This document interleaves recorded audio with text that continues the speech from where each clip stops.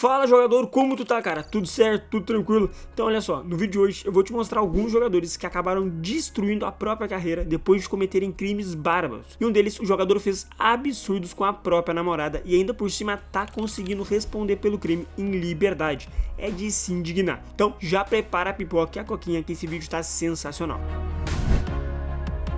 Às vezes basta um erro para colocar tudo que foi conquistado em anos abaixo, e às vezes basta um erro para que tudo que nem ainda foi conquistado nunca seja. Nesse vídeo de hoje eu vou te mostrar algumas histórias de jogadores que já tinham conquistado tudo, eram ídolos em times, ídolos de um país e perderam todo o prestígio por se tornarem criminosos. E não para por aí, vou te mostrar também alguns jogadores que eram jovens promessas, poderiam ser grandes craques, mas que também destruíram a carreira depois de cometerem um crime grave e imperdoável. Então, se tu curtiu a ideia do vídeo, vem comigo. Mas espera aí, antes da gente começar, eu te convido, caso tu tenha gostado da ideia do vídeo e também do canal, a se inscrever e deixar o teu like aqui no vídeo. Pode ter certeza que é o teu like e a tua inscrição que me motivam todos os dias a seguir postando vídeos sempre aqui no YouTube, beleza? Então já se inscreve, deixa o teu like e agora sim, vem comigo. Então vamos começar com um caso que talvez tu conheça, o famoso caso do goleiro Bruno. Bruno Fernandes de Souza, ou melhor, o goleiro Bruno, foi goleiro do time do Flamengo entre os anos de 2006 e 2010. O jovem jogador era considerado uma enorme promessa do futebol brasileiro. Muitos diziam que era questão de tempo para ele se tornar um novo goleiro titular da seleção brasileira. E olha só, com apenas 25 anos, ele já tinha ofertas da Europa, como do Milan e do Zenit da Rússia. Era só questão de tempo para o jovem goleiro deslanchar no mundo do futebol. Porém, não foi isso que aconteceu. Em 2010, ele se envolveu com uma modelo, a Elisa Samúdio. Acabou tendo relações com ela que resultou em uma gravidez. Porém, o goleiro não queria assumir essa criança. Inclusive, forçou a Elisa a tomar remédios abortivos para que ela não tivesse o filho. Isso fez com que ela fosse à polícia em programas de TV denunciar o jogador, que de nada adiantou. O goleiro continuou a infernizar a vida da modelo com ameaças e agressões, até que em junho de 2010, depois do nascimento do Bruninho, filho do goleiro Bruno, que a Elisa Samúdio foi dada como desaparecida. Infelizmente, a Elisa Samúdio é dada como desaparecida até os dias de hoje. Para a polícia, ela foi assassinada a mando do goleiro Bruno, junto com os comparsas Bola e Macarrão. Algumas especulações foram levantadas do que tinha acontecido com ela, desde que ela tinha sido dada para os cachorros, se é que tu me entende, até de que ela estava viva e tinha fugido do Brasil, mas nenhuma das especulações foram confirmadas. A única coisa que tinha sido confirmada é que tinham tirado a vida dela. E por isso, em 2013, o Bruno foi condenado a 22 anos de prisão por ser o mandante desse brutal crime. O ex-goleiro conseguiu algumas liberações anos depois para voltar a jogar, mas sempre tinha que voltar para a cadeia, não conseguindo se firmar mais em clube nenhum. E foi dessa forma que o ex-goleiro Bruno destruiu a sua carreira e o pior de tudo, tirou a vida de uma pessoa. Deixo aqui a minha solidariedade com a família da Elisa e espero que um dia eles consigam descobrir o paradeiro dela. Agora, nesse próximo caso aqui, a vítima acabou sendo o próprio jogador. Ele atirou fogo na própria casa. Muitos diziam que era por causa do seguro que ele iria receber, mas o seguro não era muito alto e por isso não valia a pena. Então,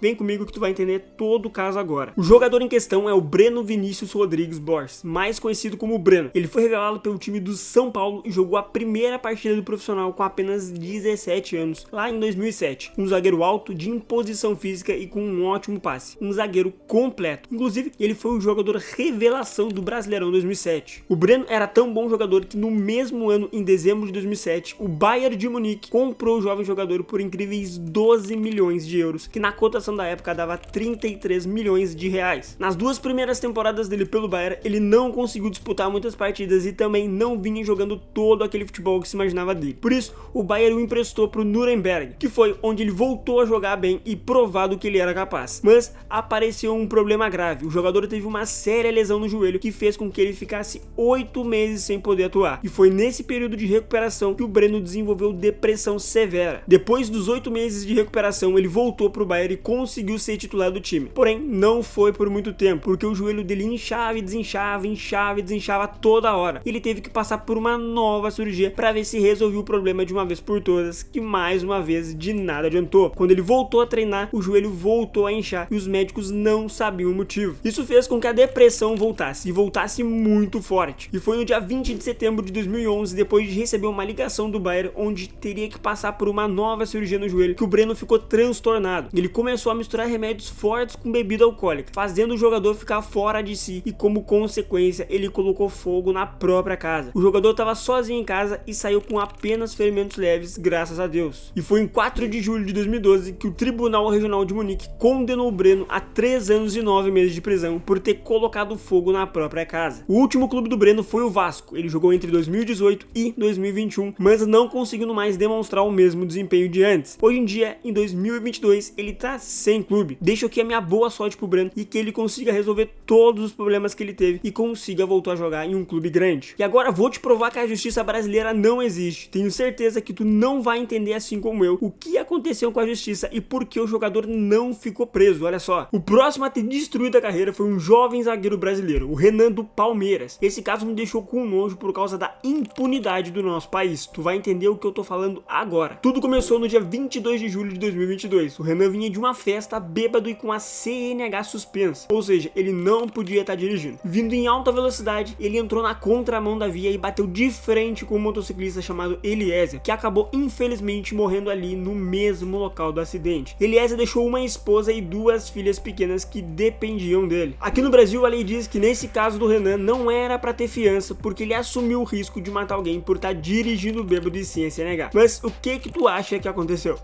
O Renan conseguiu pagar uma fiança em torno de 250 mil para a justiça. Não foi nem para a família da vítima e ainda por cima conseguiu ir jogar bola lá na Arábia. Foi anunciado na quinta-feira, 25 de agosto de 2022 pelo Shabab Al Ali, acho que eu tô pronunciando certo, lá dos Emirados Árabes. Ou seja, a família perde o marido, o pai, e o Renan segue tranquilo jogando futebol e ganhando dinheiro. Que lei suja que o nosso país tem. Na minha opinião, ele tinha que mofar na cadeia e pagar essa multa de 250 mil para a família do Eliezer e não para a justiça. A única coisa boa que aconteceu aqui foi que o Palmeiras se comprometeu em auxiliar a família. Deixa aqui os meus parabéns pro porcão e desejo toda a sorte e força do mundo para a esposa e filhas do Eliezer, que elas consigam que a justiça seja feita como deve ser. Nesse caso aqui, não dá nem pra dizer que a carreira do Renan foi destruída, até porque ele segue jogando. O que foi destruído foi uma família inteira. Triste demais. E esse último caso que tu vai ver agora vai te deixar com nojo, depois de eu te mostrar o que o jogador fez com a própria namorada. E o nome dele é Mason Greenwood, uma jovem promessa inglesa que com 17 anos já era titular do Manchester United, tinha um patrocínio milionário com a Nike e ainda por cima já tinha sido convocado para a seleção inglesa, mas que de uma hora para outra fez tudo desmoronar. Foi no dia 30 de janeiro de 2022, quando ele tinha 20 anos, que a sua namorada Harriet Robson denunciou o jogador por agressão e